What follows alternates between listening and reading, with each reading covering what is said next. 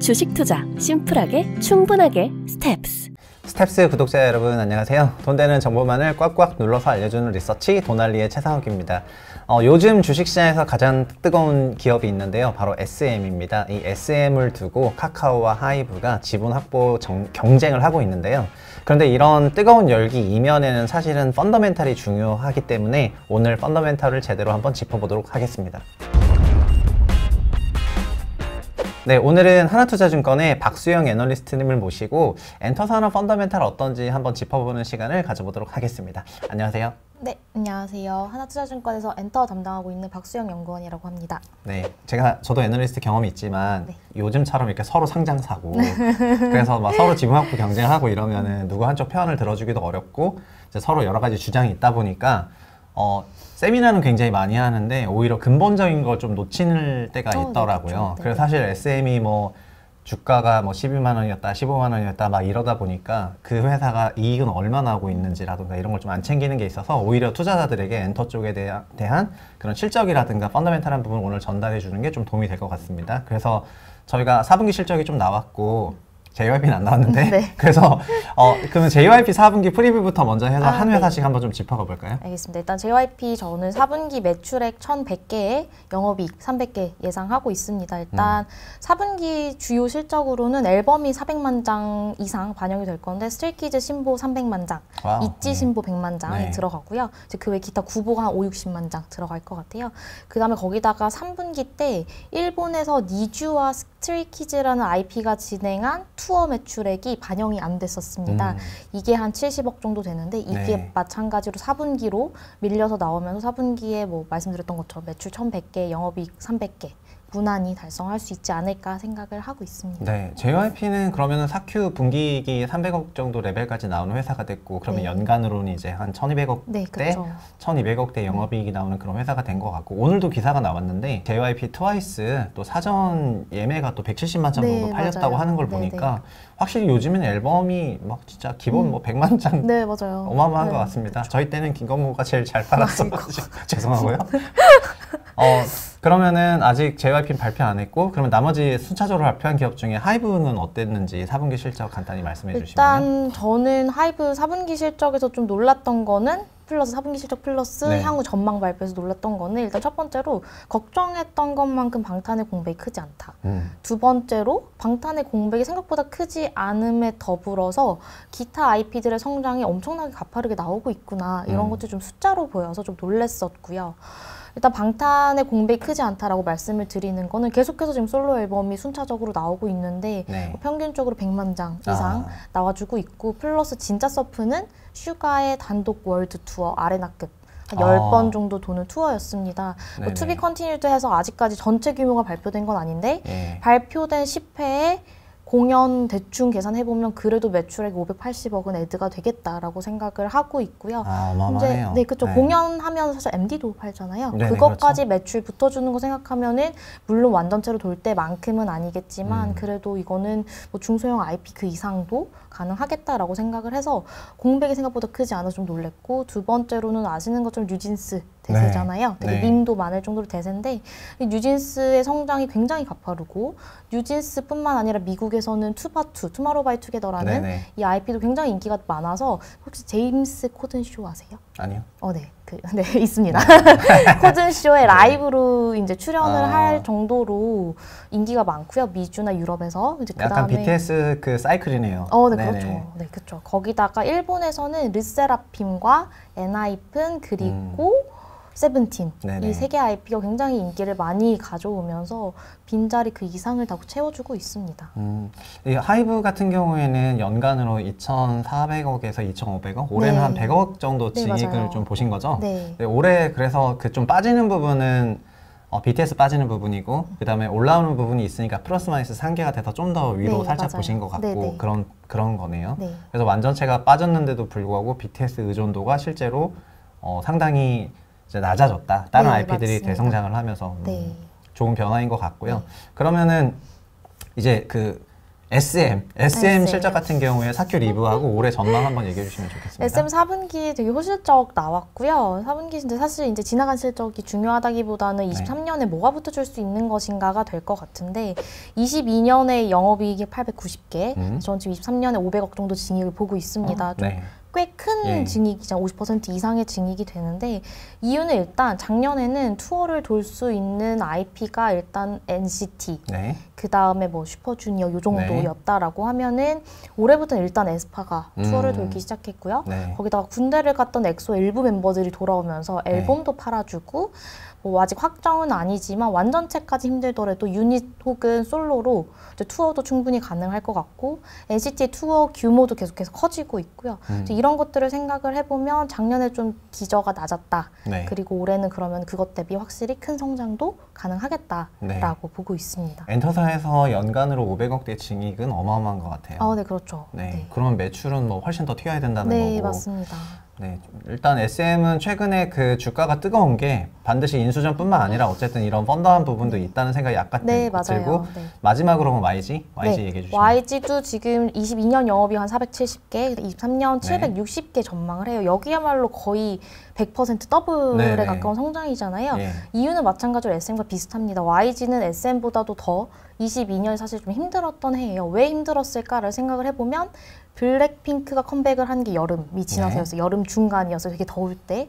그럼 상반기 때는 활동이 뭐 트레저의 활동이 있긴 했지만 그때까지만 하더라도 트레저의 인기가 뭐 그렇게 와닿지도 않았고 그거 외로 뭐 빅뱅이 뭐 디지털 싱글로 컴백을 하긴 했지만 그거 외 활동이 전혀 없었고요. 좀 활동이 없었다라는 거는 회사 실적이 없었다. 라는 걸로 연결이 되기 때문에 22년 상반기 실적이 비었고 하반기가 채워지긴 했지만 4분기 실적 뭐 제가 리뷰 자료를 쓰기도 했지만 뭐 블랙핑크가 유럽과 미주에서 돌았던 투어가 또 투어 매출 일부가 올해로 좀 이연이 됐어요. 정산이. 그러면서 좀 22년이 매출과 영업이익 모두 생각보다 좀 낮아졌고요. 이제 밀린 것들이 반영되고 또 이제 우리나라 사람들이 그렇게 크게 와닿지는 않지만 트레저가 아시아 지역에서 인기가 어마어마합니다. 저는 실제로 일본에 이제 돔 공연도 보고 왔는데 4만 명을 꽉 채울 정도로 인기가 일본에서 되게 많고요. 일본뿐만 아니라 홍콩, 마카오, 그다음에 기타 아시아 지역에서도 아레나 이상급 투어를 돌 정도로 인기가 많아서 트레저의 성장, 거기다가 이제 활용점정으로 베이비몬스터가 데뷔하는 것까지 생각을 하면은 23년은 확실히 22년보다 훨씬 레벨업 되는 해로 생각을 해줄 수 있을 것 같습니다. 이게 사실은 엔터 기업들이 그러면 전반적으로 대부분 다 증익이고 저희가 JYP 증익 부분을 조금 체크했었나요? JYP는 2023년이 어떻게 돼요? JYP도 한 1250개 정도 뭐 그렇게 증익이 크게 되진 않지만 제가 이 회사를 좋아하는 가장 큰 이유는 이제 뭐 최근에 1년의 사태와도 비교가 되겠지만 일단 회사가 굉장히 안정궤도에 자리 잡아 있습니다. 거기다가 이제 스트레이키즈 트와이스라는 두 개 막강한 IP가 있고요. 트와이스는 이제 최근에 발표를 했는데 미국에서 투어를 굉장히 크게 돌아요.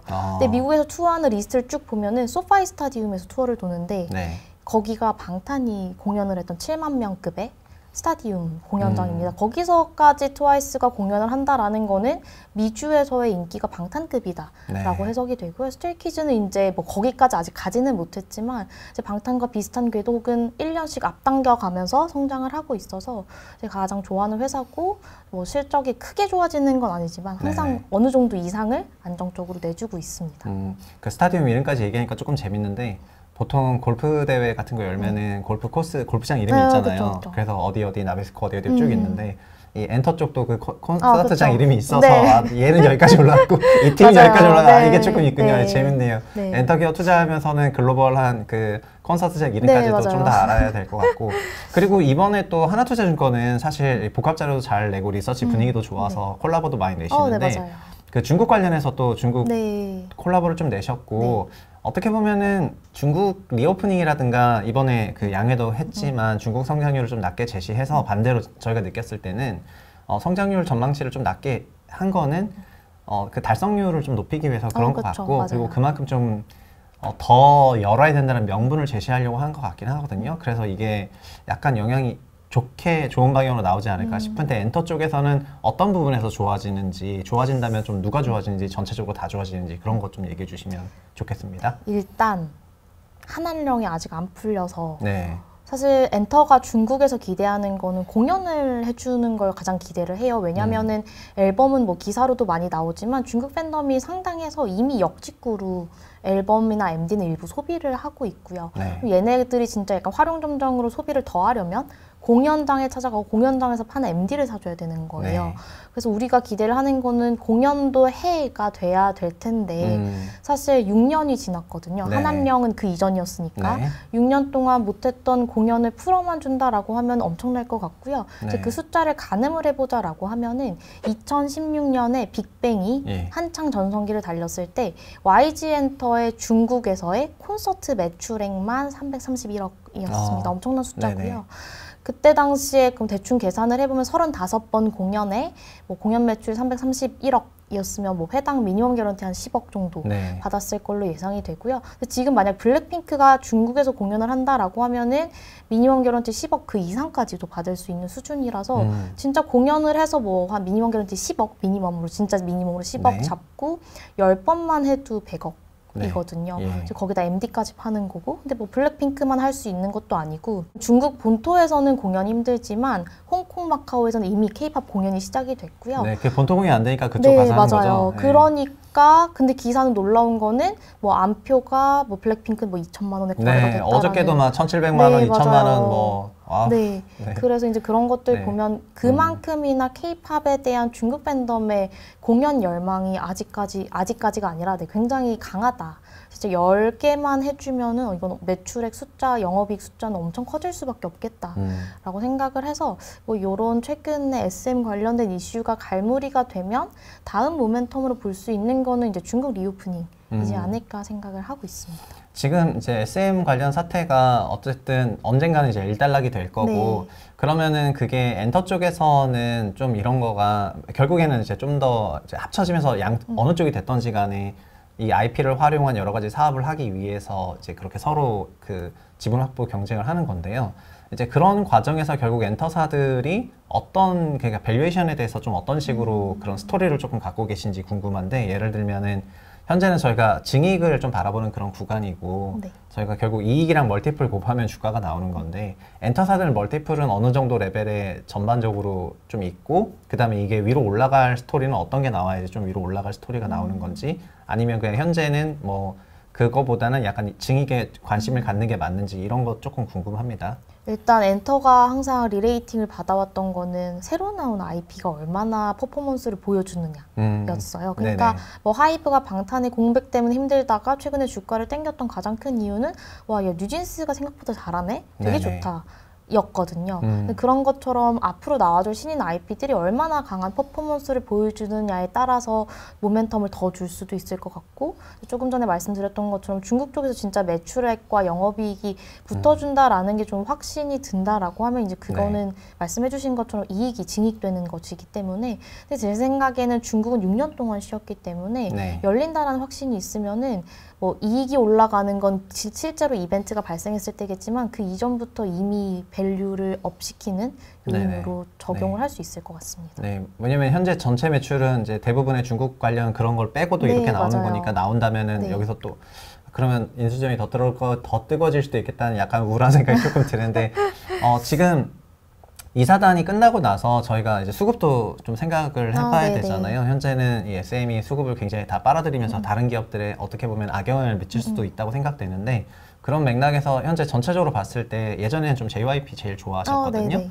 현재는 그럼 어느 기업이 좀 탑픽이신지? 지금도 여전히 JYP를 탑픽으로 꼽고 있고요. 뭐 네네. 이런 최근의 사태에서도 미뤄보듯이 일단 안정적인 게 제일 중요하다라고 생각을 하고 이건 제가 이제 지인들에게 약간 웃으면서 하는 농담 반 진담 반의 이야기인데 네. 우리가 미국 주식 투자를 할 때 숫자를 되게 세세하게 보지 않잖아요. 네, 그렇죠. 그냥 딱 봤을 때 좋아 보이는 그냥 네. 깔끔한 거 네. 이런 거 투자를 하는데 외국인들도 비슷한 팀으로 투자를 할 거란 말이에요. 그러니까 K-팝에 투자하고 싶은 외국인은 이 회사는 뭔데 이렇게 매분기 매출액 영업이익이 일정한 비율로 나와주지? 네네. 뭐 다른 엔터사들은 뭐 여러 가지 이유들 때문에 영업이익이 좀 들락날락하는 경우가 많았어요. 그렇죠. 반면에 이제 JYP는 그런 것들이 없기 때문에 K-팝에 투자하려면 그래도 나는 좀 안정적인 거에 투자하고 싶다라는 게 제 생각에는 외국인 투자자들의 띠이 될 것 같고 이제 그렇기 때문에 계속해서 외국인 수급도 좋을 수밖에 없고 그냥 가지고 있으면 오르는 주식이 되지 않나. 라고 생각을 해서 탑픽으로 제시를 드리고 있습니다. 아, 그렇군요. JYP는 2022년에는 영업이익이 1,000억 원 정도였고 올해는 1,200억 중반대, 1,250억대 이렇게 보시는 것 같고 이렇게 그냥 정말 꾸준히 오랜 기간 안정적으로 맞아요. 계속 성장하는 부분이 장점인 것 같고 말씀하신 것처럼 그 스테이키즈하고 정말 트와이스라는 사실 트와이스는 우리나라 엔터 기업의 한 단계 좀 레벨업을 시켜준 이제 걸그룹도 수익이 충분히 되는 엄청난 핵심 IP가 될 수 있다는 걸 입증한 그 그룹이어서 트와이스의 행보를 조금 응원하고 오늘 촬영하는데 또 아침에 막 170만 장 선주문 들어왔다 이런 뉴스 나오는 걸 보니까 확실히 JYP도 정말 이제 탑픽으로 하실 만한 그런 이유가 이제 충분히 있는 것 같습니다. 저희가 그 SM을 두고 하이브와 카카오의 그 논란 때문에 시장이 다소 과열된 감이 없지 않은데 이런 과열 속에서도 좀 펀더멘탈은 꼭 챙겨야지 될 것 같고요. 이런 이벤트 이후에 어떤 시장이 펼쳐질지에 대해서도 미리 시나리오를 좀 그리고 있어야지 좀 효과적으로 대응이 가능하다 보니까 오늘 기초부터 좀 짚어보는 시간을 가졌습니다. 오늘 되게 어려운 자리 해주셨는데 감사하고요. 엔터 기업 좀 걱정되는 부분이라든가 이런 게 조금 있다면 좀 우려해야 될 부분이 있다면 우려해야 될 부분이요? 일단 첫 번째로 최근에 이런 기업 결합 이슈가 좀 장기화되면은 아무래도 좀 투자자들도 지칠 수밖에 없어요. 거기다가 이제 정말 이게 길어지면은 SM의 이슈가 끝났을 때 올해 엔터는 볼장 다 본 것 같다.